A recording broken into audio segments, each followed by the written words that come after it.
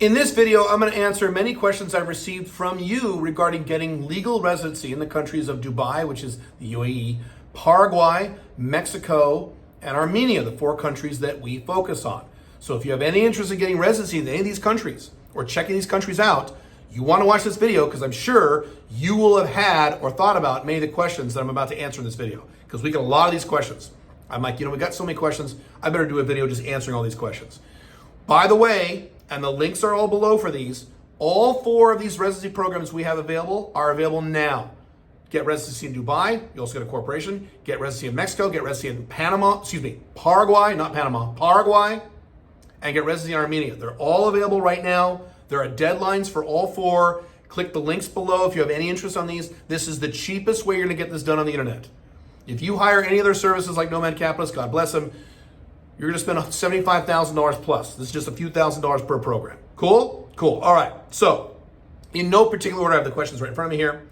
How often do I have to visit the country in order to maintain the residency? So, Caleb, if I get residency in Paraguay, how often do I got to fly down to Paraguay and visit Paraguay just to maintain that residency? So, I'm going to give the answer for all 4 of our countries. Dubai, and I'm going to say Dubai, yes, nitpickers. I understand Dubai is not a country. It's the United Arab Emirates is the country. Dubai is the city. I'm going to call it Dubai because that's how most people identify with it, okay? Dubai, Paraguay, Mexico, Armenia. Okay, Dubai. The answer is twice a year. And when I mean twice a year, here's the beauty of Dubai. You just fly into Dubai, you land at the airport, you walk outside, you wave at the ocean, you get right back on a plane and you leave. You don't spend any time. You just need to enter the country once every 6 months, twice a year. That's it. So what a lot of people do is they'll use Dubai as a layover location, especially Europeans or people who live in Asia. You live in Bali, you're gonna go to the UK to visit your family. You just have a layover in Dubai, hang out for a few days, have fun, go to some nice restaurants, whatever. And then you pop back on the plane and go, and that counts.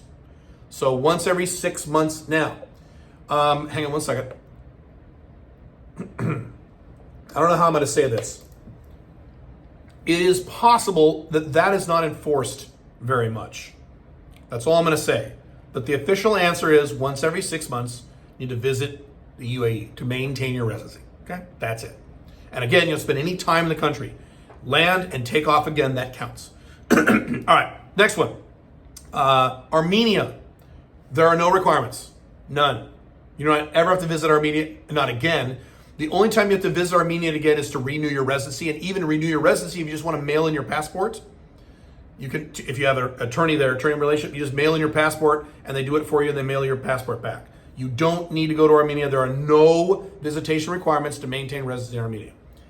Now, I'm going to put a proviso on that. If you are getting residency in Armenia with the objective of going after their passport, then sometimes, depending on the scenario, it may help if you visit more often. There are other scenarios, Armenia is weird, where it's better if you don't visit Armenia. This gets complicated beyond the scope of this particular video, but the answer is there are no requirements to maintain your residency in terms of you visiting Armenia. Okay? Next one. Mexico. It only depends on when you need to renew your residency. So if you have a 1-year temporary residency, then you got to go back in a year to renew it. And you have to physically visit the country to do this because they take your picture and they do your fingerprints all over again. They do this. They do the biometrics every time you renew your residency in Mexico. Okay? So I have a 3-year residency, 3 or 4, 3 years. So I don't have to go back for 3 years. Awesome. I only have to go back in 3 years to renew. So you don't need to go back at all other than to renew. If you don't know when, you look on your residency card, it gives you the expiration date. That's when you got to go back. That's it. And you only got to go back enough to renew. You can renew, it only takes a few days. If you set the appointment at the immigration department in Mexico, you never need to go back to your embassy. In Mexico, if you set it in advance, you only have to be there a few days, 3-4 days, it tops, if that, in case they reschedule your appointment or something. That's it. So you don't spend a lot of time there. So it's kind of nice. Paraguay. Paraguay, once every 3 years. That's it. Once every 3 years. Again, pay attention to when you have to renew your passport, your residency. But speaking in general, it's once every 3 years. They don't give a shit. Now, one proviso about Paraguay. Paraguay changes their fucking laws all the fucking time, more than any other country we work with, okay? So you don't just get your residency and it says 3 years, oh, I have to go back for 3 years now. No. What I would do is I would pay attention to Paraguay's laws. Stay in contact. If you work with us to do it, stay in contact with us or stay in contact with your attorneys down there or whoever you're working with down there and just check in every few months and say, are we still good? I don't have to come back, right? Because Paraguay will on a dime change their law and they will suddenly say, oh, now you got to come back every 6 months. And if you don't know, you lose your residency. So you gotta kind of keep an eye on Paraguay. They're squirrely. All right. I love them to death. It's my second home, but the government's a little feisty down there. All right. Next question. We've had a few ask this question. Caleb, so this is the general way the question goes. Caleb, I'm an American living in America, so if you're not an American, this does not apply to you. Let me say this again. What I'm about to say does not apply to you if you're not an American, okay? Okay. I'm an American living in America. I have no intention of leaving America ever. I'm going to stay in America for the prolonged future. Maybe down the road I'll move out, but right now I'm going to stay in America. I already have an LLC with an S election, which means I'm not paying corporate tax. Will I save money on corporate tax by incorporating in Dubai? In your isolated scenario, you're an American with an American passport, living full-time in America. You have an LLC, not an LLC, an LLC with an S election. All four of those, then no, you're not going to save any money on corporate taxes because you're already not paying corporate taxes. So if you incorporate in Dubai and you stay in America and you get income from your Dubai corporation, you're still going to pay personal income tax because guess what? You live in America. America taxes worldwide income. Now, if you do what I'm doing and you leave America and just go back a lot, now you can start saving shitloads of money. But if you're like, no, I'm not going to leave, I'm staying right here, then no, you're not going to get a corporate tax benefit. You'll get other benefits like asset protection. Okay, if someone sues you in America, how are they going to get your money in Dubai? Right. Financial privacy, if that's a concern to you, you do have to declare that you have money in Dubai, but that's it. There's other benefits you receive, but in terms of just avoiding corporate tax, if you're an American living in America with an LLC with an S election, you're not going to save money on corporate tax. Okay. There might be some oddball ways where you can save a little money on your personal income taxes, like through your payroll taxes. If you pay yourself a salary, that's possible. I can't help you with that because I'm not a tax professional. I do not give tax advice. Please consult with a qualified tax professional. Those of you who are not, let me give you the other categories. You Americans who are willing to spend most of the time away from America, or you non-Americans, you Canadians, people in South America, you Europeans, Australians, you incorporate in Dubai, you're good to go. You save all kinds of money in taxes and you don't even need to leave. And if you want to leave, even better, but you don't have to. So you're much better off because you don't live in the most oppressive tax country in the history of the world, the United States. So you guys are much, much better off. You guys get all kinds of tax benefits. Cool. That's why I'm here in Dubai now, and a lot of Europeans here in Dubai. All the white people you see in Dubai, all Europeans and Russians. Very few Americans here. Very few Canadians. All right, next question. Okay, Caleb, you have a corporation, you have a service, get residency in Dubai, and it comes to the corporation. Can I also get a corporation in Paraguay? Yes. It is not part of our service. That's a separate piece that the attorneys we plug you in will work with you on. So it's a separate component. You pay them directly. We have nothing to do with that. However, you need two things to get a corporation in Paraguay. By the way, this is also true of Mexico and Armenia if you want to do it. I don't know if you'd want to because of tax purposes. I'll talk about tax in a second. If you want a corporation in Paraguay, you need to do two things. Number one, you have to get residency. You can't just go down there and say, I want a corporation. Who are you? You throw me your American passport and say, what the fuck is this? You need to be a legal resident of Paraguay to get a corporation. Number one. Number two, you also need your cedula. Cedula is your national ID card. Now with Mexico, Dubai, and Armenia, the national ID card is included with the residency. Paraguay is weird. They make it as a separate process and a separate service. We do provide that service. It's another addition onto your plan, okay?